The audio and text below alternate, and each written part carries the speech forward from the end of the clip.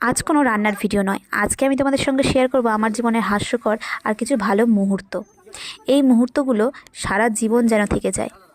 আমরা প্রতি বছরই শীতের সময় এই রকম কিছু কিছু পিকনিক করে থাকি। তার মধ্যে অন্যতম হলো আমাদের বাড়ির এই পিকনিকটা। দারুণ এনজয় হয়। জানি বাইরে সবাই বন্ধুবান্ধব সবার সঙ্গে পিকনিক করে থাকে, কিন্তু বাড়ির এই পিকনিকটা কিন্তু কোনোদিনও ভোলার মতন নয়। তাই বাড়ির এই পিকনিকে এত এনজয় হয় আর আমরা এত এনজয় করি মন খুলে, ভাই বোন, দাদা বৌদি, কাকিমণি, জেঠিমণি এবং মা বাবা সকলের সঙ্গে। তাছাড়া জেঠু কাকু তো আছে। আজকে প্রায় 5-6 কিলো মুরগির মাংস আর যারা মাংস খায় না তাদের জন্য ডিম রান্না হয়েছিল।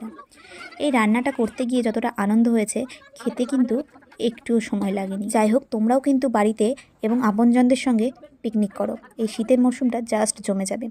একবার করলে বারবার প্রত্যেক বছর করতে ইচ্ছে করবে। আজকের ভিডিওটা কেমন লাগলো জানিও, ভালো লাগলে শেয়ার করে দিও।